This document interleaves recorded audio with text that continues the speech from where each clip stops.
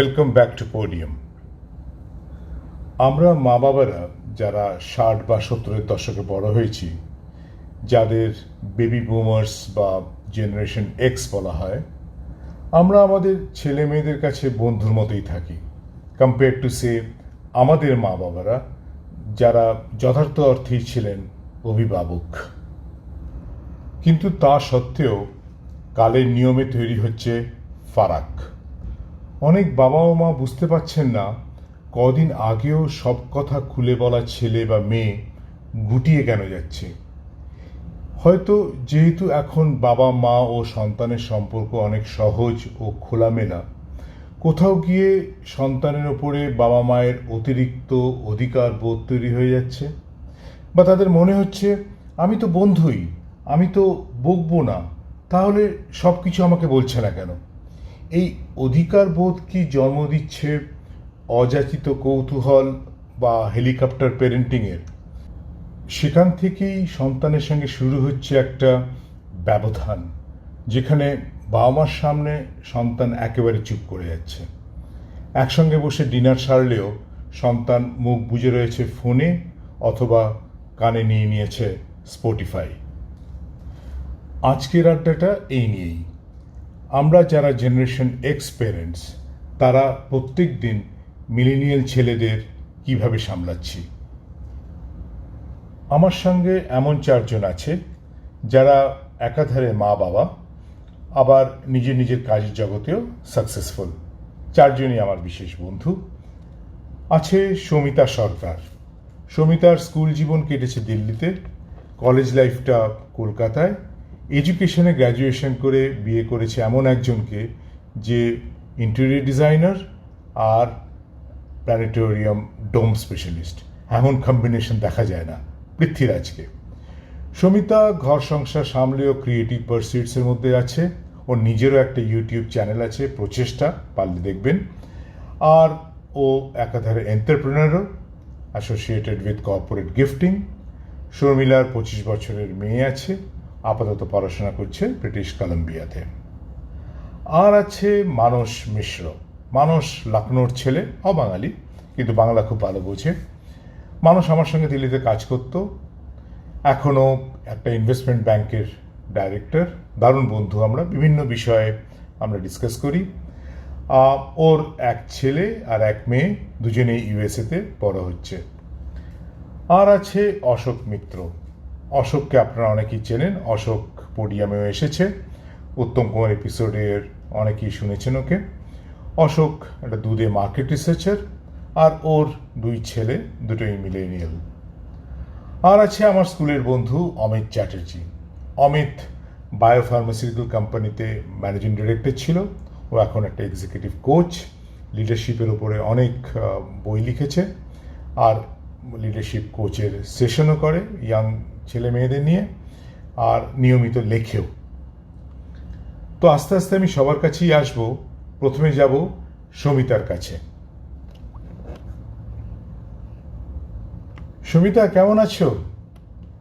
আচ্ছা, এটা বলো, আমরা তো ছোটবেলায় কত সময় ভাবতাম বাবা মারা আমাদের একটুও বোঝে না। টুকটাক মিথ্যে কথাও বলেছি, যেমন কলেজে ক্লাস কেটে সিনেমা দেখতে যাওয়া, বা পছন্দের সঙ্গীকে নিয়ে বেড়াতে যাওয়া, বা লেট নাইট বাড়িতে ফিরে আসা। আজ বাবা মা হয়ে কতটা বুঝি নিজের ছেলে মেয়েদের, বা কতটা মূল্য দিই ওদের ইচ্ছেগুলোকে। পেরেছি কি বন্ধু হতে, এমন বাবা মা হতে যার কাছে ছেলে মেয়েদের কিচ্ছু লুকোবার দরকার পড়বে না? নাকি থেকেই গেল একটু ফাঁক, একটু ব্যবধান ওদের আর আমাদের মাঝে? আর এই ফাঁকটা কি স্বাভাবিক? যদি তাই হয়, এই ফাঁকটা বা ব্যবধানটা কি শ্রদ্ধার সঙ্গে মেনে নিয়েছি, নাকি আমরা অস্বস্তি বোধ করি?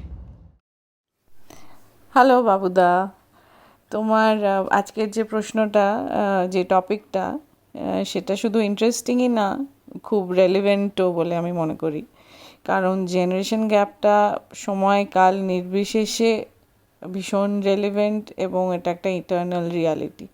কারণ বিভিন্ন রিজনের জন্য কমিউনিকেশন গ্যাপ বলো বা আন্ডারস্ট্যান্ডিংয়ের একটা গরমিল বলো, বা একটা জিনিসকে বিভিন্নভাবে বিভিন্ন পার্সপেক্টিভ দিয়ে দেখা, এইসব কারণে ওই গ্যাপটা তো থাকেই, থেকেছে, থাকবেও।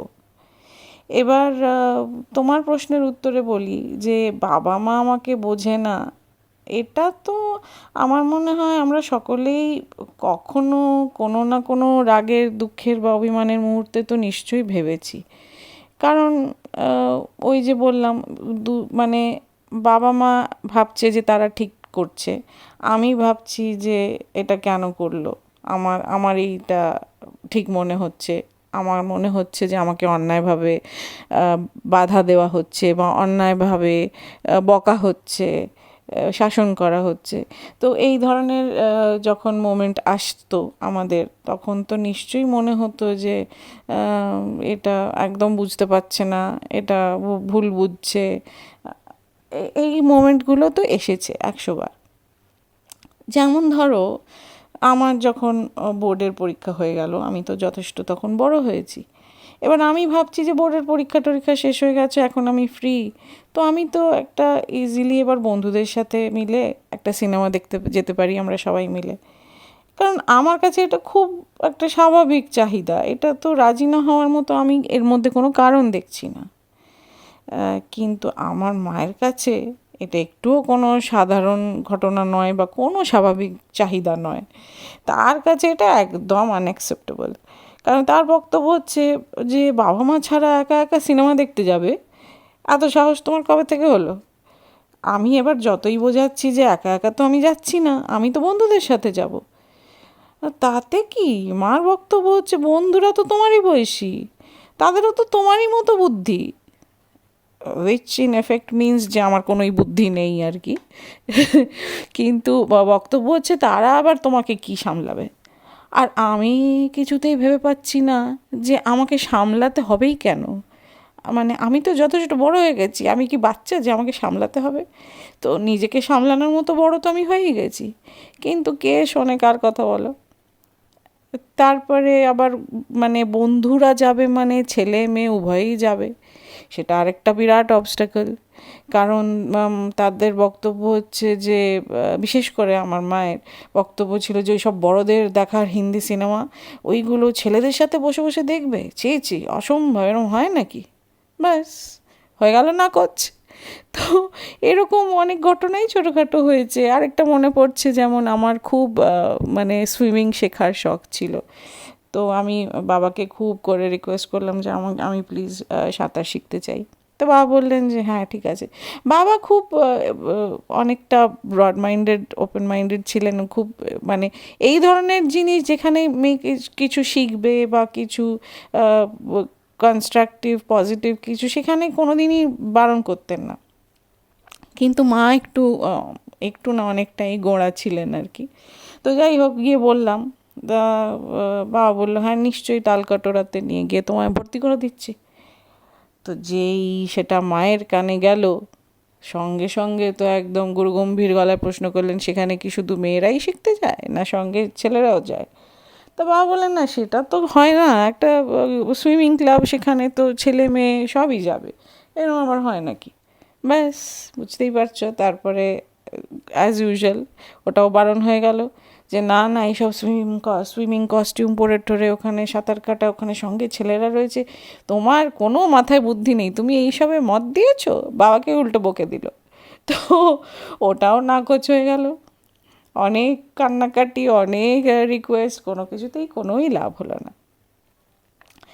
এবার আমাদের সময় কি বলতো বাবুদা, বাবা মার কথাই ছিল শেষ কথা, ওটার ওপর দিয়ে যাওয়ার মতো কোনো দুঃসাহস আমাদের ছিল না, বা তাদের সাথে ওটা নিয়ে তর্ক করা, ঝগড়া করা, এসবের কোনো প্রশ্নই ছিল না। মানে বিশেষ করে আমি বলছি যে এই ধরনের কোনো বড় ডিসিশন মেকিংয়ের ব্যাপার, যেগুলো তাদের থেকে লুকিয়ে করা সম্ভব নয় বা তাদের পারমিশন ছাড়া সম্ভব নয়, এটা এটার বাইরে ধরো যেসব দুঃসাহসগুলো না জানিয়ে চট করে করে নেওয়া পসিবল ছিল, সেগুলো কি আর করিনি?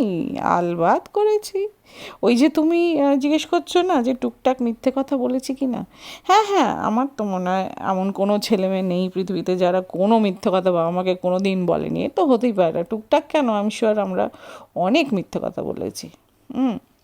এবং সেটা আমরা খুব ছোট বয়স থেকেই শুরু করে দিই, কারণ ওটা তো এক ধরনের ডিফেন্স মেকানিজম না, নিজেকে বাঁচানোর জন্য বলতেই হবে তখন, নাহলে এটা মিথ্যেটা যদি না বলি তাহলে বিরাট বকুনি খেতে হবে বা কানমলা খেতে হবে, বিশেষ বিশেষ ক্ষেত্রে পিঠে দু চার ঘাও পড়তে পারে। তো ওগুলোর থেকে বাঁচার জন্য তো বলতেই হয়েছে, মানে নিজেকে বোঝাচ্ছি যে যেন বলতে চাইনি মিথ্যে কথাটা, কিন্তু বাধ্য হয়ে বলছি, এরকম আর কি। আর আমরা ওগুলোকে বলতাম হোয়াইট লাইজ, কারণ ওই মিথ্যেগুলো তো হার্মলেস ছিল, আফটার অল কারুকে কোনো ক্ষতি করতো না। আমি আমার নিজেকে বাঁচানোর জন্য সেলফ ডিফেন্স মিথ্যে কথা বলছি, এই অবধি আর কি। হ্যাঁ, তো সেই সব মিথ্যে কথা ডেফিনেটলি টুকটাক তো বলেইছি, এরকম কতই ছোটোখাটো, সেটা পড়াশোনা নিয়েই হোক, কোথাও মানে বেশিরভাগই পড়াশোনা নিয়ে, খেলাধুলো করছি, খেলেই যাচ্ছি, এরকম। মানে এখন পিন পয়েন্ট করে বলতে পারবো না, কারণ এরকম তো অনেক অজস্র ছোটোখাটো হয়েছে ঘটনা। আসলে কি বলতো, আমাদের সময় বাবা মারা বাবা মাই ছিলেন, বন্ধু বলে তো ঠিক ভাবতে পারিনি। তাদের জায়গাটা ছিল ভক্তি শ্রদ্ধার জায়গা, ভালোবাসার জায়গা। কিন্তু বন্ধুত্ব যদি বলো, তাহলে বলবো যে নিজেকে সেফ রেখে যেটুকু শেয়ার করা সম্ভব ছিল আমরা সেটুকুই শেয়ার করতাম। এর বেশি অবধি বন্ধুত্বটা তখন আমাদের সময় অতটা ছিল না। কিন্তু আমার বিশ্বাস আমাদের জেনারেশন কিন্তু পেরেন্টস হিসেবে অনেকটাই বন্ধু হতে পেরেছে।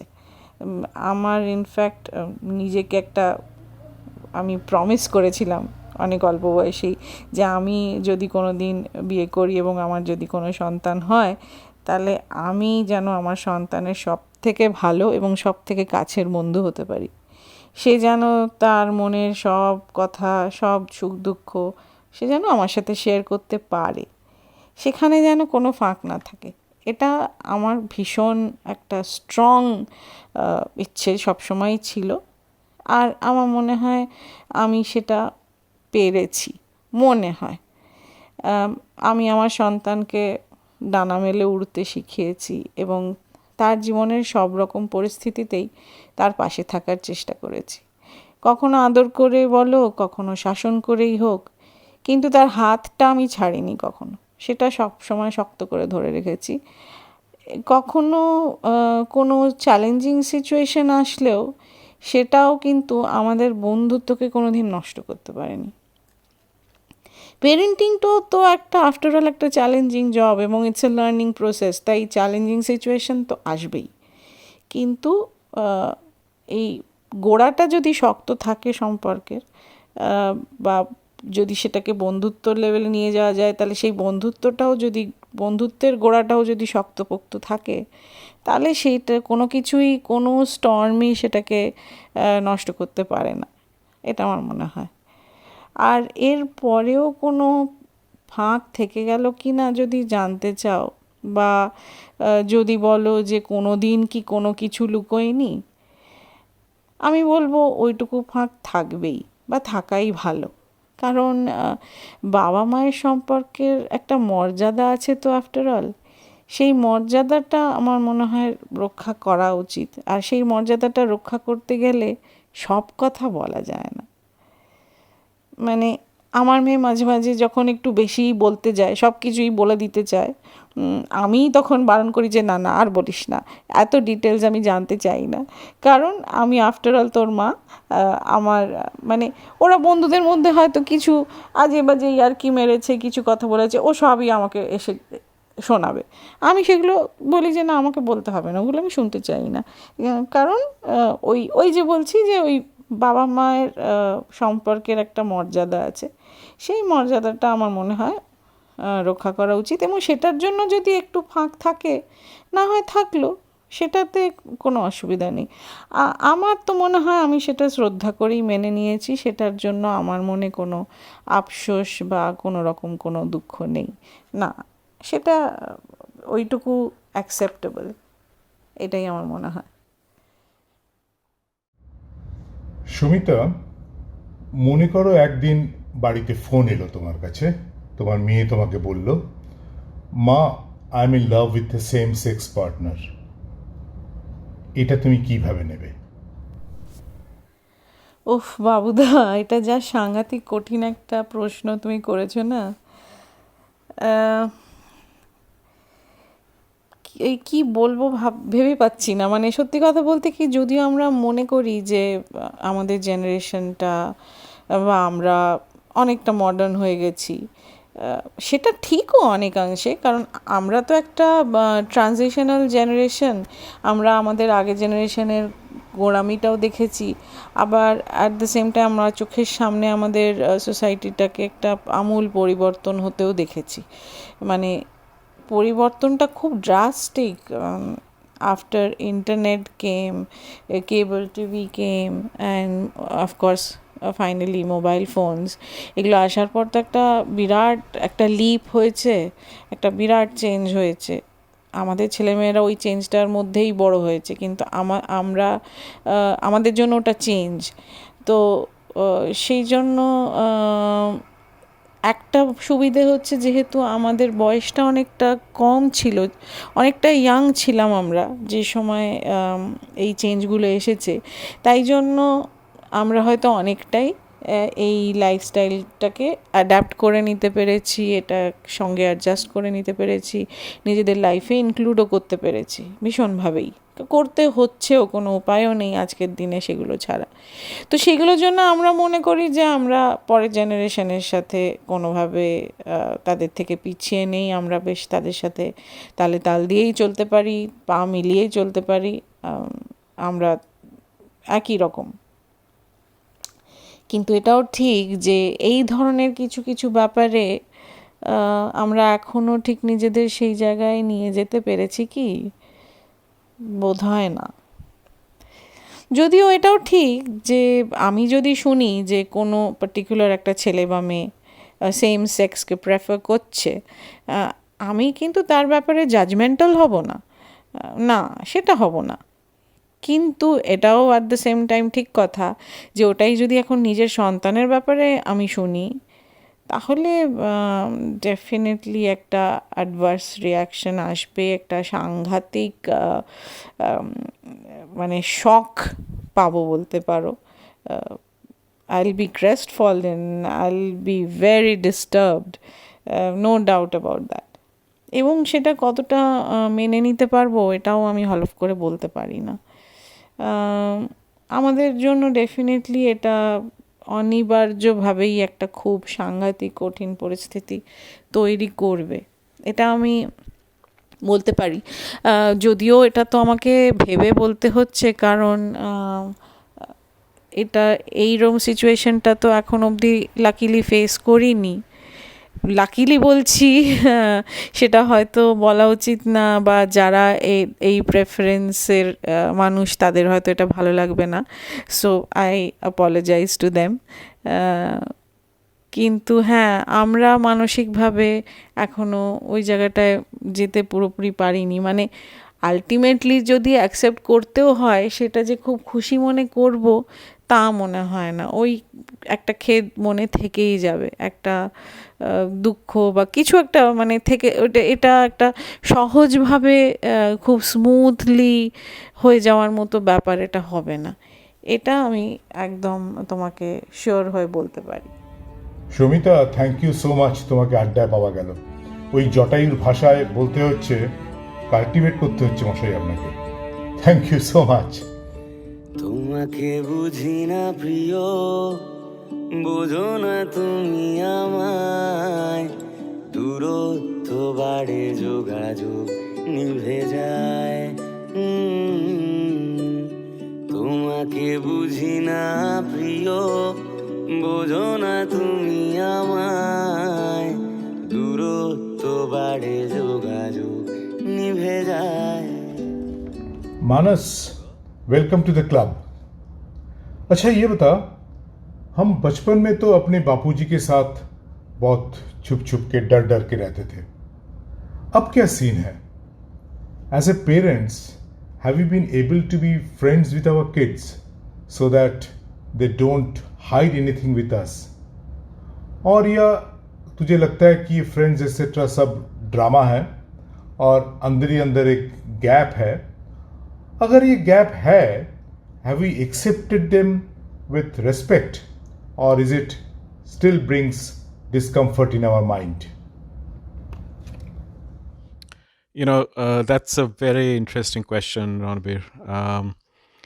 And I have a lot of different things to say on it. So hopefully it's going to be interesting for your listeners as well. तो मुझको क्या लगता है कि generation gap, whenever people talk about generation gap, it's the easiest catch-all to blame when parents and children are unable to get along, है ना? जैसे कि अगर इंडिया में आप नॉर्थ इंडिया से हो और साउथ इंडिया में काम करते हो और आपका प्रमोशन नहीं होगा, व्हाट यूड से, सब मद्रासियों को प्रमोशन मिलता है। If the reverse is true, you are from the south, you work in the north, you कह रहे ये यहाँ तो सिर्फ पंजाबियों का ही होता है। I live in the US, right? Any time you don't get what you want, the easiest thing is to say कि यार इंडियंस का ना यहाँ पे कुछ होता नहीं है, ये सब गोरों को मिलता है। So I think in the same way, every time the parents and children are unable to get together or think together, the easiest lowest common denominator is कहो कि generation gap है। It's like catch all. उस सारी चीज़ें उस पर blame करो। I think मेरा अपना experience, and I have kids who have both crossed their teens now, so दो चीज़ें बहुत ज़रूरी हैं। It's a long-term association, right? आपका बच्चा पैदा हुआ है, and then the whole idea of a generation gap comes when the kids are in late teens or early 20s. तब जाके अचानक से पेरेंट्स को खासकर ये लगता है कि भाई बच्चे अब जो हैं ये वो बच्चे नहीं रहे जो जब 5-6 साल के थे, 7 साल के थे, which is true, right, Robert? Isn't it true? I mean, you have a grown-up son. You don't expect him to be the same kid as a 7 or a 10-year-old. तो प्रॉब्लम ये है, इन माई ओपिनियन, कि जो parents हैं वो सोचते हैं कि हमारा बच्चा बिल्कुल वैसा ही रहे, कि बबलू से कहो बबलू बेटा यहाँ बैठ जा, और बबलू बेटा ये 2 रोटी खा ले, बबलू बेटा ये छत पे चढ़ जा, अच्छा अब नीचे कूद जा, अब ये बैठ के तू मैथ के सवाल कर, और बबलू बेटा या बबली बेटी do exactly that, right? At no stage do they stop and say I don't want to, right? क्योंकि जैसे उन्होंने कहा तो बच्चा बिगड़ गया, बच्चा बात नहीं सुनता, and at the end of all these arguments is generation gap.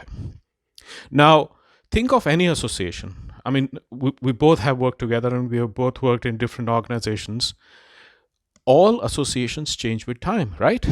I mean, people who you worked with for 5, 10, 15 years, if you look back, you'll realize कि वैसे दोस्तियां नहीं रहती. They evolve with time. Even your and my equation today is not the same when I was a rookie and in a company where you were a big shot, and you our association was different. Today we are more buddies and colleagues. At that time, I used to look up to you as, आज रणबीर दा मेरा class लेने वाला है. So that has evolved. तो उसमें generation gap का क्या issue है? Similarly, I think from the kids' side, what happens is they want their parents to move along with them, right? So if you have a 22-year-old son or a daughter, वो कहती है कि बापू चलो let's have a beer today. आपके तो कान में से धुआं निकलने लगेगा सोच के कि मेरे बच्चे बेवड़े हो गए. Which is not the case, right? Because most of the young boys and girls outside are partying and having fun. और उस बच्चे ने तुमसे कह दिया तो that's a big problem. I think the other thing also from the children's point of view is the parents are unable to keep up with time, So one of the most common Indian jokes is कि अपने पिताजी से तुम 100 रुपए का raise मांगो pocket money में और तुम्हें बता देंगे कि बचपन में उनको कैसे 10 किलोमीटर पैदल चल के स्कूल जाना पड़ता था. अभी जाना पड़ता था तो जाते थे ना, लेकिन why should that be the case for children as well? So a lot of times it's not कि they are they're not on, they don't want to get along. It's just the inflexibility on both hands. बच्चों को समझ में नहीं आता हम क्या करें जिसमें हमारे पेरेंट्स हमारे साथ इन्वॉल्व हो जाएं. पेरेंट्स को ये समझ में नहीं आता कि हमारे बच्चे जो पहले जैसे थे वो अब वैसे क्यों नहीं हैं. एंड आई थिंक पर्सनली मेरे अपने बच्चों के साथ मैंने देखा है the onus lies more on the parents. The parents have to take the first step and make it demonstrate कि they will make an effort बच्चों के साथ चलने के लिए. आपको कंसिस्टेंटली करना पड़ेगा. ये नहीं कि आप एक हफ्ता 2 हफ्ता 3 महीने करो और फिर बच्चों के सामने लिस्ट लेके पहुंच जाओगे. बेटा देखो तुमने मुझसे 6 चीज़ें कही थी, मैं एक्चुअली करने वाला नहीं था लेकिन मुझे करना पड़ा क्योंकि I want to get along with you. I mean that's very mean. That's really selfish.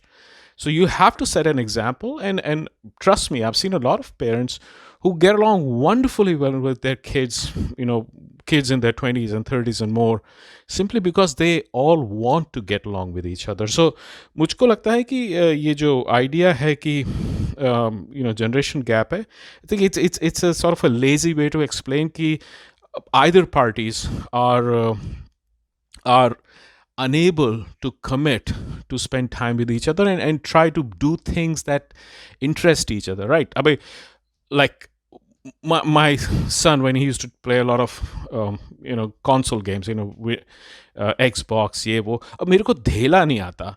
और मुझे तो एक तो उसका कंट्रोलर ही समझ में नहीं आता. उसमें 15 तो बटन होते हैं, पता नहीं क्या दबाओ क्या हो जाएगा. But a lot of times, because he used to play some games and he was very good at those, he would come to me and say, let me show you how to do it. And I always told him, boss, ऐसा है ना, मैं तेरे soldier या जो भी हैं वो मरवा दूंगा क्योंकि मेरे को कुछ नहीं पता. And he just found it funny and he would watch me, basically kill my own side soldier. पर he saw कि यार मेरा बाप कोशिश कर रहा है मेरे साथ चीज़ें करने की. So the next time I said कि चल झोला उठा आलू खरीदने जाने, he said चलो, I'll come with you. Of course, every time it doesn't work out like that. At times you're not in the mood or he, my son or daughter may not be in the mood. पर क्या है ना, effort लगाना पड़ेगा. अब आप अपनी spouses को देख लीजिए. आपकी बीवी जो या the ladies listening to this thinking about their husband, I mean, the way they looked when they were 20, 25, Devanand और धर्मेंद्र और ऋतिक रोशन दिखते थे. अब वो सब ओम प्रकाश और मुकरी दिखते हैं. So the idea of being in love, transforms from, the external appearance or the societal acceptance of your choice, the person you're married, to the whole idea of spending time together. आप दो लोग शांति से कमरे में बैठे हो, even then you are happy because you look across the room at the other person and you realize कि कितनी history है आपकी उस person के साथ. And that's more valuable than saying कि इनकी टोन बाहर आ गई है और बाल थोड़ा और कम हो गए. It doesn't matter. Those things are transient. And I think that's true for a relationship with children as well. The relationship with children transforms with time. और ज़रूरी ये है कि आप उसको समझें और अपने को adapt करें on both sides. Kids adapt and realize that their parents may not be able to keep up with everything that's changing around them. And parents realizing कि बबलू छत पे चढ़ जाओ is worked when Bablu was 7, not when Bablu is 25. So, I think it's a highly manageable thing. I think there has to be commitment from both sides to do it. मानस, एक चीज बता, अगर आपको आपके लड़की या लड़का आपको बोलता है that he or she is in love with a same-sex partner, आप इसे कैसे लोगे? That's a difficult question. And it's not difficult because of what I think about gay marriages. It's difficult because my brain is wired differently. And as a straight person, a heterosexual person, I struggle with understanding the idea of homosexuality. I am completely on board with the fact that people who are looking for same-sex partners are exactly like us in terms of how they feel, their aspirations, their goals, how they love, how they want to be happy in life. So I think अगर मेरा बच्चा या मेरी बच्ची मेरे से आके ये कहते हैं कि वो सेम सेक्स पार्टनर के साथ रहना चाहते हैं, शादी करना चाहते हैं, I would back them 100%. I think I'll also tell them कि मेरे को अपने को रीवायर करने में टाइम लगेगा. So give me time to get going with the idea of seeing my son with a man or my daughter with another woman. But I'll tell them, look, my love for you is stronger than my inability to understand the concept of homosexuality. Kana Ranobida, you and I will be gone a lot before our children. हमारे बच्चे जो है ना हमको outlive करेंगे, hopefully by a long time, many years. पर हम जो लेगेसी छोड़ के जाएंगे ना, both in terms of how do we influence their choice of partners and how they create their own families, वो हमेशा रहेगी. And I don't want my children to be bitter when they look back at the association or the relationship they had with their father or their mother, my wife, by saying कि उन्होंने समझा नहीं. And I think the other point I want to make is, which sort of goes back to the first question you asked, generation gap. अभी यहीं से तो generation gap बनेगा ना. Imagine कुछ बच्चे पे कितना pressure होगा to come up to their parent and say कि, I'm a gay person, I'm not straight. मेरे को अपने सेक्स वाले पार्टनर से के साथ रहना है. Can you imagine the amount of anxiety that would cause that child to come up to you and confess? Especially in the Indian context, right? हमारे यहाँ तो कुछ साल पहले तक ये कानूनन जुर्म था. Yeah? You could be sent to jail. Even now, if you look at most of the popular media, at least जब तक आज से 10-15 साल पहले तक, we had caricatures of people who were gay. If you remember the people who played gay character in movies, I mean, they were jokers. और उस legacy से हमारे बच्चे जो हैं face कर रहे हैं, which there is a lot of bigoted feeling in the society. उसमें अगर आपसे आपका बच्चा कहता है कि फादर मदर मैं गे हूँ, मुझे मदद करो, how do I work through this?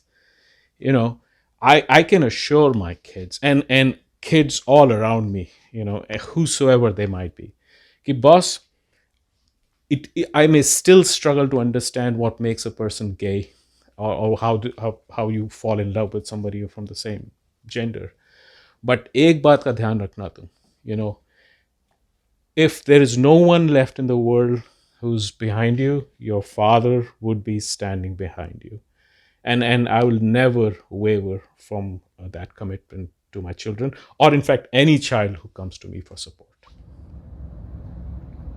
Manas, thank you so much for sharing with us. I'm sure your take will touch the chords of many parents. Thanks so much. Take care. এলেম নতুন দেশে, এলেম নতুন দেশে, তলায় গেল ভগ্ন তরি কুলে এলেম ভেসে, এলেম নতুন দেশে, এলেম নতুন দেশে। অশোক, কেমন আছো? তুমি তো শুনলে এই ডিসকাশনসগুলো, তো তুমি কিভাবে দেখো এই জেনারেশন গ্যাপটাকে? আর একই প্রশ্ন তোমাকে, তোমার ছেলে যদি তোমাকে এসে বলে যে I am in love with a guy, তুমি ব্যাপারটাকে কিভাবে নেবে? জেনারেশন গ্যাপ একটি অত্যন্ত প্রাসঙ্গিক বিষয় যেটা আমাদের জীবনের সঙ্গে ওতপ্রোতভাবে জড়িয়ে আছে। As I see it, generation gap is the difference in thoughts, beliefs, tastes, preferences, perceptions, actions, etc. between members of two generations. এখন দুরকম লেন্স দিয়ে কিন্তু এই বিষয়টিকে দেখা যেতে পারে। প্রথমটা হচ্ছে সোশিওলজিক্যাল পার্সপেক্টিভে, অর্থাৎ কিনা সমাজতাত্ত্বিক দৃষ্টিকোণে জেনারেশন গ্যাপের বিশ্লেষণ করা যায়, যেটা একটু ম্যাক্রো লেভেলে বৃহত্তর সমাজের উপরে প্রযোজ্য। আর দ্বিতীয়টি হচ্ছে মাইক্রো লেভেল অ্যানালিসিস, যেটা মূলত ব্যক্তিগত অভিজ্ঞতার ব্রাশ দিয়ে পেইন্টেড। আমি ব্যক্তিগত অভিজ্ঞতার চিত্রায়নটাই আজ তুলে ধরছি তিনটি প্রজন্মের নিরিখে: আমার বাবা মা, আমি, আমার ছেলেরা। আমার বাবা মার সঙ্গে আমার জেনারেশন গ্যাপের সবচেয়ে বড় উদাহরণ হলো difference in our musical preferences and believes. একটু খোলসা করেই বলি, ছোটবেলায় আমার গিটার শেখার খুব শখ ছিল, কারণ আমার মনে হতো যে আধুনিক বা জীবনমুখী গানগুলি ওই গিটারের ঝংকারে কিন্তু আরও শ্রুতিমধুর হয়ে ওঠে। আর আমি তাই গিটার বাজিয়ে সেই সব গানগুলো করব। হ্যাঁ, গানটা গাইতেও ভালো লাগবে, আর যারা শুনবে তাদেরও ভালো লাগবে। প্লাস গিটার বাজানোর মধ্যে একটা স্টাইল আছে, পুরো ব্যাপারটাই আমার খুব থ্রিলিং লাগতো। আর তখন কিন্তু আমার কিশোর জীবনের ওই ফর্মেটিভ ইয়ার্স, ইমপ্রেশনেবল এজ, জনপ্রিয়তা ও স্বীকৃতি পাওয়ার অদম্য ইচ্ছা সেই সময়। আর ভেসে আসতো একটা দৃশ্য, আমি একটা জিন্স আর টি শার্ট পরে, হাতে একটা গিটার, বন্ধু বান্ধবীরা চারিদিকে, আর আমি একটা গান গাইছি। ভালোবাসি জ্যোৎস্নায় কাশ বনে ছুটতে, ছায়া ঘেরা মেঠো পথে ভালোবাসি হাঁটতে, দূর পাহাড়ের গায়ে গোধূলির আলো মেখে কাছে ডাকে ধান খেয়ে সবুজ দিগন্তে। আর ওই গানটার সঙ্গে সঙ্গে গিটার বাজাচ্ছি। কিন্তু আমার ড্রিমই থেকে গেল। যখন আমি বাবা মাকে আমার গিটার শেখার ইচ্ছার কথাটা জানাই, they were simply not interested in supporting me on this front, because in their minds classical music instruments, এই ধরো সেতার, সরোদ, হ্যাঁ, these featured much higher up in terms of stature compared to guitar. আর এই যে lack of support to buy me a good guitar and get me associated on an ongoing basis with a music school like Calcutta School of Music, or even a guitar tutor, was not due to affordability or fear that my studies will get affected, but simply due to their mental block. They were stuck to the music genre which they valued, while I had a wider penchant for music in general. মজার কথাটা জানো, যে আমি যদি সেতার বা সরোদ শিখতে চাইতাম, তাহলে my parents would have gone out of their way to make it happen for me. এরকম আরও কয়েকটা ব্যাপারে আমাদের মধ্যে জেনারেশন গ্যাপ ছিল, কিন্তু মিউজিকটাই প্রধান বলে ওইটার ব্যাপারেই আমি অ্যাম্প্লিফাই করলাম।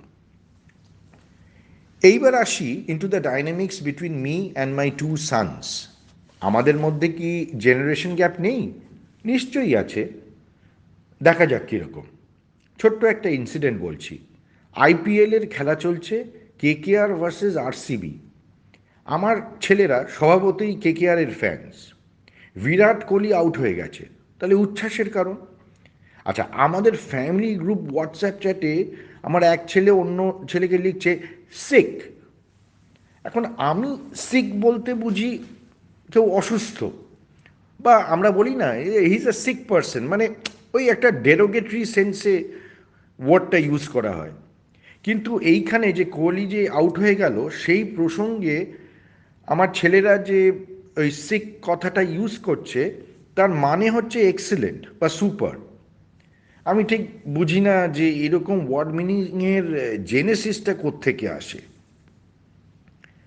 তারপর কিছু কিছু সময় ওরা যে ওয়েস্টার্ন মিউজিক শোনে, not always but in some cases, তখন মনে হয় যে কেউ একটা যেন কবিতা বলছে এবং ব্যাকগ্রাউন্ডে একটা সার্টেন রিদমে মিউজিক্যাল অ্যাকম্পানিমেন্টগুলো বাজছে। আমি কিন্তু এটার মধ্যে কোনো মেলোডি খুঁজে পাই না, কিন্তু ওরা পায়। এরপর আসি খাবার প্রসঙ্গে। The dietary habits of my elder son is far far away from the traditional Bengali cuisine. যদিও ওর ছোটবেলা থেকেই বাঙালি খাবারের প্রথাই বাড়িতে প্রচলিত ছিল। কমলিকার মনে হয় যে Neil is missing on some of the Bengali delicacies, কিন্তু আমি কমলিকাকে বলি যে তোমার মনে হচ্ছে ছেলে মিস করছে, কিন্তু সে মনে করছে না সে মিস করছে। সো দ্যাটস ফাইন না, as long as he is happy.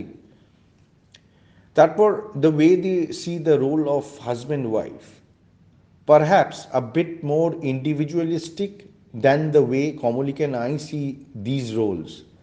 আমাদের ইগ্যালিটেরিয়ান ইকুয়েশনের মধ্যেও কিন্তু কালেকটিভিজমের প্রাধান্য বেশি।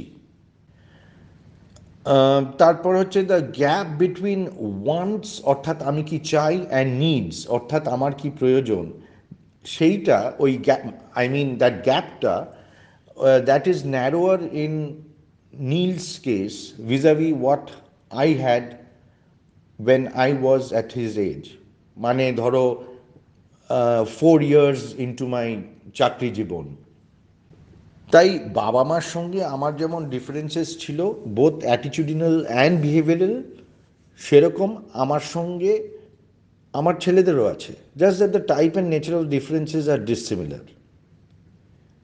তবে এটা ঠিক যে আমার মনে হয় যে the degree of openness with which I can accept and embrace those differences সেটা হয়তো একটু বেশি compare to my earlier generation.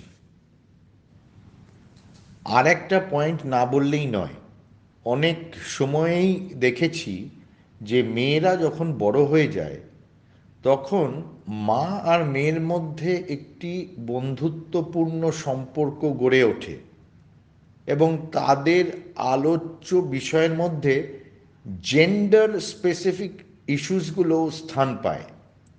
কিন্তু একইভাবে একটা ছেলে বড় হয়ে গেলে বাবা ও ছেলের মধ্যে সেই বন্ধুত্ব নাও থাকতে পারে বা নাও হতে পারে, though there could be common gender specific issues which can merit discussion. তবে এই ব্যাপারটা হয়তো আমার জেনারেশনে একটু চেঞ্জ হয়েছে বলে আমার ধারণা।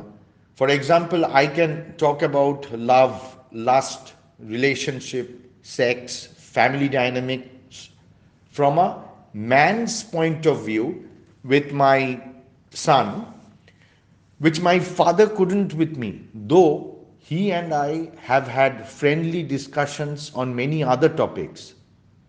দেখো রণবীর, জেনারেশন গ্যাপ আগেও ছিল, এখনও আছে এবং পরেও থাকবে, সেটাই বাস্তবতা। And for that matter, generation gap is good because it enables people belonging to different generations to look at the same thing with different perspectives, তাই না? আর আমার এটাও মনে হয় যে it also cultivates within people an attitude of assimilation and tolerance. তবে এই tolerance, empathy, flexibility এইটা কিন্তু দুটো প্রজন্মকেই ডেমনস্ট্রেট করতে হবে। দেখো, স্নেহ নিম্নগামী, তাই উইথ টাইম প্যারেন্টসরা will become more understanding and empathetic towards the children, but children কতখানি এফর্ট দেবে বাবা মাকে বুঝতে, সেটা হয়তো কিছুটা নির্ভর করবে কি মূল্যবোধে পরের প্রজন্মকে তার বাবা মা বড় করেছে।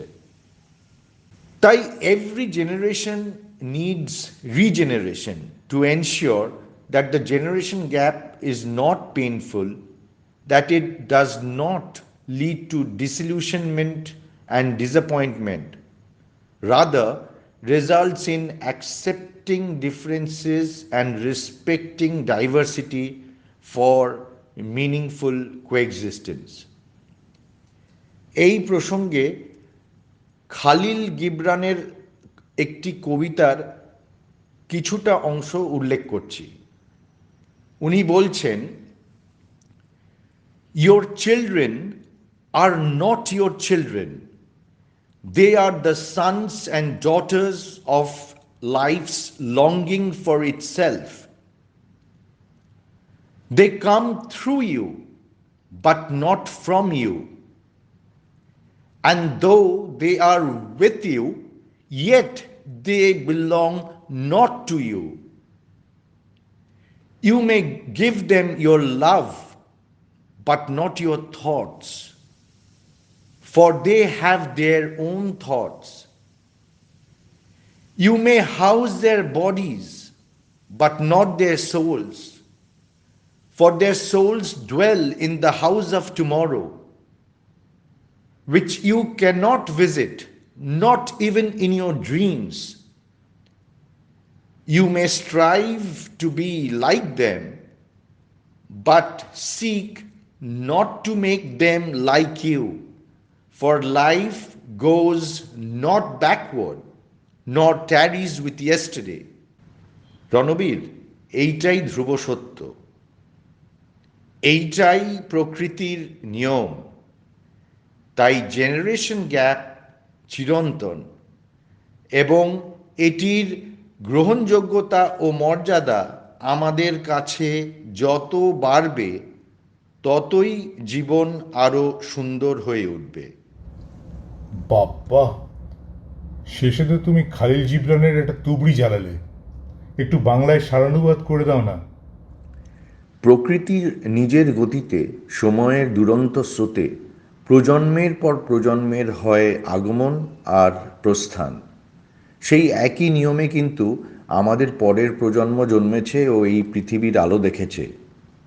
আমরা মাধ্যম মাত্র। আমাদের ছেলেমেয়েরা প্রকৃতিরই সন্তান, তাই তাদের উপর আমাদের অধিকার সীমিত, যদিও তারা আমাদের সান্নিধ্যেই থাকে। আমাদের থেকে ভালোবাসার প্রাচুর্য ও নিরাপত্তার উষ্ণতা পাওয়া সত্ত্বেও আমাদের পরের প্রজন্মের ভাবনা, চেতনা ও আত্মিক বিকাশ এতখানি স্বতন্ত্র ও পৃথক, যা আমাদের কল্পনার বাইরে। তাই এই ভবিষ্যৎমুখী বহমান জীবনে ওরা নিজেদের ছন্দে গড়ে উঠুক, সেই প্রয়াসই যেন আমাদের সর্বদা থাকে। আর অশোক, একদিন ছেলে এসে যদি বলে, বাবা, I am in love with a guy, how do you react? দেখো, আমি নিজেকে প্রগতিশীল বলেই মনে করি, এবং সেই মানসিক উদারতা অনেক ব্যাপারেই প্রতিফলিত হয় দৈনন্দিন জীবনে, in my interactions with my sons. Having said that, let me be very candid here without having the compulsion to be politically correct. আমি জানি যে কোনো ব্যক্তির sexual preference is something which is very intrinsic and no one can pass a value judgment about someone else's sexual preferences. But still, if any of my sons come and tell me that his partner is either homosexual or bisexual or asexual, my internal reaction will not be the same vis-a-vis a situation of, the more common heterosexual relationship. বাবা হিসেবে আমাকে জোর করে মেনে নিতেই হবে, আর তখন হয়তো আমি নিজের মনকে বোঝাবো যে at least my son will be happy, ইত্যাদি ইত্যাদি। So it will be acceptance through rationalisation to reduce cognitive dissonance as oppose to spontaneous acceptance. এটা কিন্তু সত্যি। অশোক ঠিক বলেছ, every generation needs regeneration. Thank you Ashok, ভালো থেকো, পুজোর অনেক শুভেচ্ছা নিও। তোমাকে বুঝি না প্রিয়, বোঝো না তুমি আমায়, দূরত্ব বাড়ে যোগাযোগ নিভে যায়। তোমাকে বুঝি না প্রিয়, বোঝো না তুমি আমায়, দূরত্ব বাড়ে যোগাযোগ নিভে যায়। অমিত, কেমন আছিস? আচ্ছা এটা বল, আমরা এই গ্যাপটা তো অফিসেও দেখতে পাই, and as someone who has led a large new age biopharma company for years and now as an executive coach, how do you see this gap? দেখ, জেনারেশন গ্যাপ টার্মটা আমরা বহুকাল ধরেই শুনে আসছি, আমাদের পেরেন্টসদের মুখে শুনেছি, আমরা নিজেরাও অনুভব করেছি, এবং আজকালকার দিনের ছেলে মেয়েদের পেরেন্টসদের মুখে বেশ জোরসোরেই শুনতে পাচ্ছি। In fact this term came to be widely use not that long back. It became real currency in the US and Europe in the 60s and 70s as the different cohorts of baby boomers in countries deeply affected by the World War transited from adolescence to young adulthood. Baby boomers termটা আমরা সবাই জানি is used for those born in the US or Europe after the World War.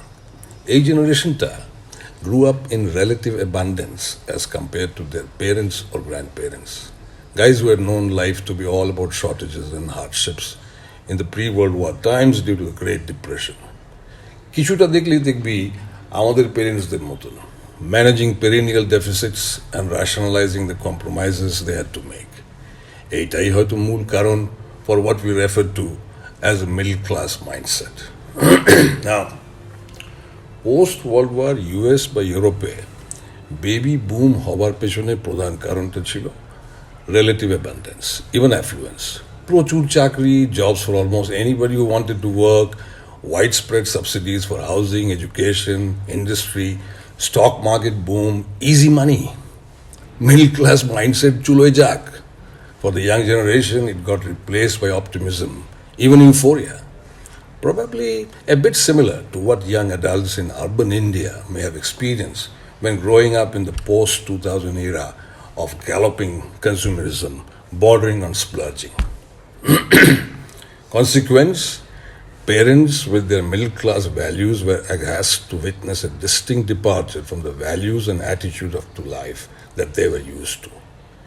বিবাদ এবং বিভেদ ঘটালো এই gap between the two generations. কিন্তু এই গ্যাপটা দুই party, the parents and their young adult children, দুজনেই ফিল করেছে, since they grew up with starkly different experiences. Be it about the economics of everyday life, finding alignment with even right-wing, not only left-wing politics, in education options, in type of employment or income opportunities, popular musing, eating out options, kothay hari chole or fuchka, or kothay sausages with beer on tap. A world of difference in almost everything they could spend their time in. In fact, for the first time, the young were finding a paucity of time. রকে বসে আড্ডা মারা, Dostoevsky বা Thomas hardy নিয়ে চিন্তা করা, শ্যাম বেনেগেল বা ঋত্বিক ঘটক তো দূরে থাক, even the Rabindric obsession all got lost in a haze. There was so much to do, to learn, to experience right here in our lives, man, and have fun. Fun কোন জন্তুর নাম their parents never knew. তাদের জীবন কেটেছিল কোনো রকম একটা চাকরি, ছেলে মেয়ে বড় করা, and if lucky, মাথার উপরে একটা ছাদ। বাস, জিন্দগি খতম। Generation gap, owing to starkly different experiences, manifested as difference in opinions, habits, and behavior or perspective. It takes on a more conflicting color when such differences drive the choices and actions on either side of the divide. It drives the two sides farther and farther away from each other. I do feel relieved that there is still a generation gap, not a chasm. To share a small moment, আমার নিজের parenting দিন থেকে. Once I had to consciously explained to our teenage children then that our parents had to manage deficits and hence had to say no. Into tader parents, mane amra, we are still having to learn how to manage surplus and at times make a choice to say no to a possible acquisition. Amar Bishwash that when young adult is invited to discuss about what choices their parents should make, they develop a sense of empathy. They may yet hurt if their wish is negated, but they do understand why it did not pass. I do something similar in my practice as an executive coach. I ask my coaches what more options they can see, which one of them they wish to choose, and why. All I ask them to do is to write down their answers privately for themselves in their insights book. It works. They are no less intelligent. They just become wiser when addressing different questions, that's all. The truth is, generation gaps are there to stay. In the fast-changing world we live in, technology, changing world order, demographics, and a knowledge society, where jobs and incomes are a function of our knowledge, all this would mean different experiences for the parents and their children going forward. Kintu, for me, the most important aspect of this phenomenon is not to just understand why such a gap happens, but having done that, parents for generations to come need to fall in love a bit early in the game with the power of empathy. Why early? Kenana, their children, while in their formative years, would then see empathy practiced by their parents. As my Thakuma used to say, Jemni Dagba, Temni Shagba. Adolescence is probably the shortest period in an individual's evolution from a baby to a full-blown adult. Parents need to invest in the practice of empathy much before their wards are knocking on the doors of adolescence. Empathy, on the other hand, comes easy as a habit only to those who do not suffer from lack of self-belief or competence. But that's for another day. Now, once the children grow up with habits of practicing empathy, they would be better placed to empathize with their aging parents, and their parents would be equally adept in being able to empathize with the different experiences, opinions, habits, and behavior of their children. They could even become tech-savvy enough to use a smartphone, a Bluetooth headphone, or Microsoft Excel that the grown-up children cannot imagine a life without. Generation gap, Digby, is quite akin to experiential gaps that we immediately notice when interacting with people from cultures, cuisines, or language different to that of ours. A lot of us would not have survived in our professions if we did not learn how to bridge such experiential gaps. But experiential gaps are significant to manage our professional or social lives, a sizable but yet a subset of our lives. Amar Bishwash, learning to manage generation gap is quintessential to an individual's happiness, as it is about the few we will always care for and call family. Ar jodi na ta korte pari, the only option is to press the eject button at the end of our Birastha ashram and plunge into sannyas without a parachute. Kintu, tai ki shambhav, when our lifespan is not getting shorter but longer and longer. Thank you, Ranabir, for giving me the chance to share my views, what little life has taught me. Thank you. এই না হলে অমিত চ্যাটার্জি ফাটিয়ে দিলি তো, very inspirational. Thank you Amit. আরামজাদা খাটিয়ে মারলি, but yes, I enjoyed it. You are right. You are a good director. Thank you.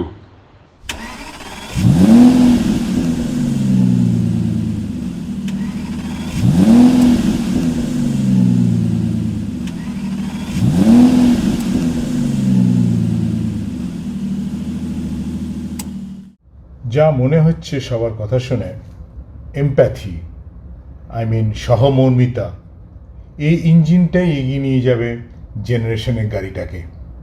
কেউ হয়তো উইন্ডো সিটে বসে আছে, কেউ মাঝখানে, কেউ ফ্রন্ট সিটে, কিন্তু গাড়িটা চলছে। আর ফুয়েল লাগবে কমিউনিকেশনের, টু আন্ডারস্ট্যান্ড পার্সপেক্টিভস, আর কেয়ারিং অ্যাবাউট আদার্স সাকসেস। তবে আবার আমার প্রিয় লেখক সৈয়দ মুস্তফা আলী দেশে বিদেশেতে লিখেছিল, আমার সিং নতুন গাড়ি চালিয়ে সুখ পায় না, পদে পদে যদি টায়ার না ফাটলো, ইঞ্জিন না বিগড়লো, ছাদখানা উড়ে না গেল, তবে সে মোটর চালিয়ে কি কেরামতি, সে গাড়ি তো বোরকা পরা মেয়েও চালাতে পারে। তাই যখন গাড়ি চালিয়ে সুখ না পাই, ওই যে মানুষ বলল একটু ওয়্যারিংটা ঠিক করে নিতে হবে, গাড়ি চলুক, গাড়ি চলবেই। बाजू बाबू समझो इशारे हॉर्न पुकारे पम पम पम यहाँ चलती को गाड़ी कहते हैं प्यारे पम पम पम बाबू समझो इशारे हॉर्न पुकारे पम पम पम यहाँ चलती को गाड़ी कहते हैं प्यारे पम पम पम आई रि बाबा रि बाबा बाबा रि बाबा रि बाबा बाबा रि बाबा रि बाबा बाबा रि बाबा रि बाबा। আজ এই পর্যন্তই। ভালো লাগলে ফরওয়ার্ড করে দিন, স্পেশালি জেনারেশন এক্স বাবা মাদের। আড্ডাটা কেমন হলো জানাবেন। পুজো আসছে, সবাইকে পুজোর শুভেচ্ছা। ভালো থাকবেন, বাই। क्या भला तो क्या बुरा कामयाबी में जिंदगी है, टूटी फूटी सही चल जाए ठीक है, सच्ची झूठी सही चल जाए ठीक है, टूटी फूटी सही चल जाए ठीक है, सच्ची झूठी सही चल जाए ठीक है। आड़ी तिरछी चला चला के झूम, आड़ी तिरछी चला चला के झूम, आड़ी चला चला के झूम, तिरछी चला चला के झूम, बाजू बाबू समझो इशारे हॉर्न पुकारे पम पम पम यहाँ चलती को गाड़ी कहते हैं प्यारे पम पम पम डिरिडिरिडे टुरुडुरुडुरुडो डिरिडिरिडिरिडे टुरुडुरुडुरुडो डिरिडिरिडे इडे इडे।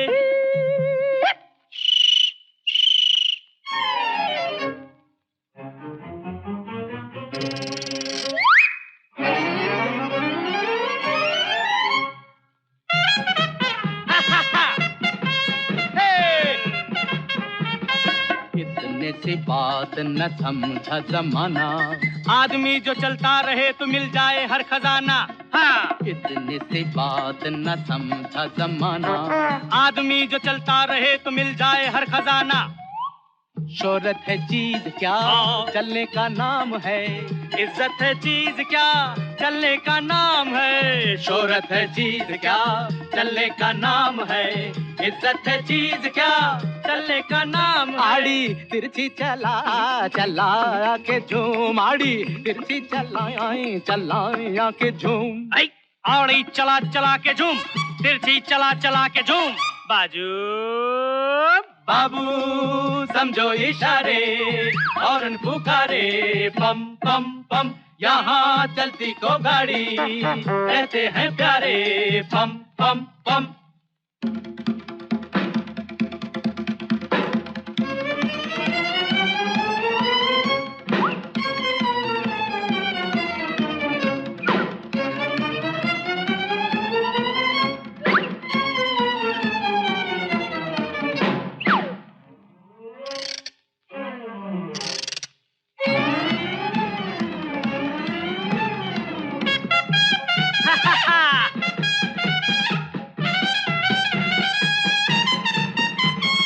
हिल मिल के चलना यूं ही साथी, बंधी मुट्ठी लाख की और खुली तो प्यारे खाक की।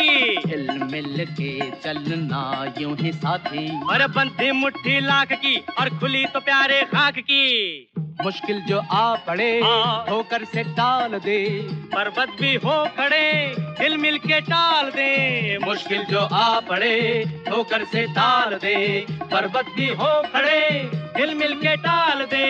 जो समझाए उसी की मची धूम, जो समझाए उसी की मची धूम, जो समझा उसी की मची धूम, जो समझा उसी की मची धूम, बाजू ए बाबू समझो इशारे हॉर्न पुकारे बम बम बम यहाँ चलती को गाड़ी कहते हैं प्यारे बम बम बम बाबू समझो इशारे हॉर्न पुकारे